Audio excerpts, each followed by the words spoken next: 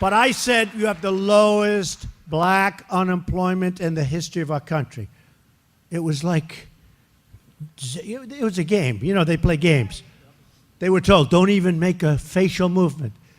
And I'm talking about you have the lowest Hispanic unemployment in the history of our country. This isn't me saying, this is the charts, the polls. We have the lowest in the history of our country. Dead silence, not a smile.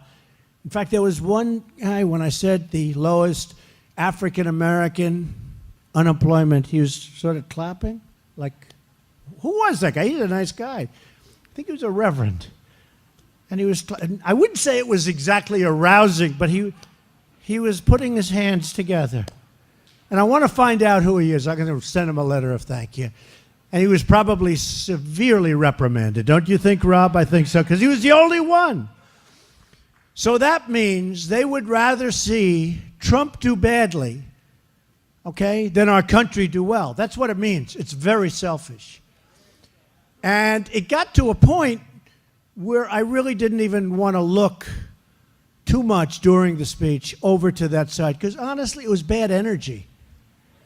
No, it was bad energy. You're up there, you've got half the room going totally crazy, wild. They loved everything. They want to do something great for our country. And you have the other side, even on positive news, really positive news, like that, they were like death and un-American. Un-American. Somebody said treasonous. I mean, yeah, I guess why not? You know, can we call that treason? Why not?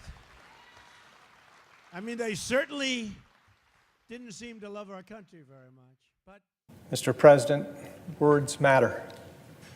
Have we arrived at such a place of numb acceptance that we have nothing to say when a President of the United States casually suggests that those who choose not to stand or applaud his speech are guilty of treason? I certainly hope not. One who levels such a charge knows neither the meaning of treason nor the power that the words of a president carry. And if we are numb to such words, then we will surely regret that we failed to defend our colleagues in the Congress against such a vile remark. But our silence will also mark the day that we failed to recognize that this conduct in an American president simply is not normal. I wish I could stand here today and say that my words of last October have been proven wrong, that I had been unfair to inveigh against the daily sundering of our country, that I had been mistaken about the personal attacks, that I had exaggerated the threats against principles, freedoms, and institutions, the flagrant disregard for truth and decency, the reckless provocations, most often for the pettiest and most personal reasons, reasons that have nothing whatsoever to do with the fortunes of the people that we have all been elected to serve.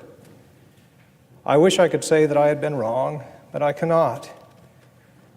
I have seen the President's most ardent defenders use the now weary argument that the President's comments were meant as a joke, just sarcasm, only tongue-in-cheek.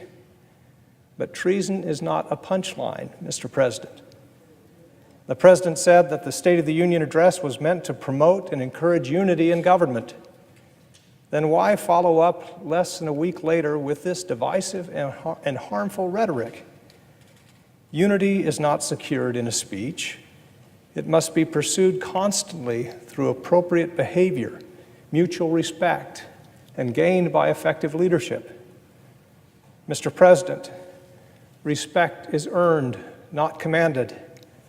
Applause signals approval of an idea, not loyalty to one's country. Our Democratic colleagues love this country as much as we do. To suggest otherwise is simply unconscionable. None of us in Congress pledge loyalty or service to the President. This is not a royal court. Our oath is to the Constitution and to the people. As members of Congress, we must never accept undignified discourse as normal because of the requirements of tribal party politics.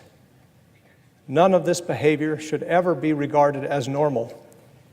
We must never allow ourselves to lapse into thinking that this is just the way things are now. Now, we will get through this period, and when we do, we will look back at the destruction of our discourse and the attacks on our democratic values as nothing but a tragedy. May we also be able to say that they were an aberration. But that, my colleagues, is up to us. We must recognize that this is aberrant, destructive behavior, whatever rationale its defenders may offer. And we must never shrink from opposing it, for it is in the opposing this behavior that we defend our norms, our ideals, and our values. It is in opposing this behavior that we stand for decency. Thank you, Mr. President. I yield the floor.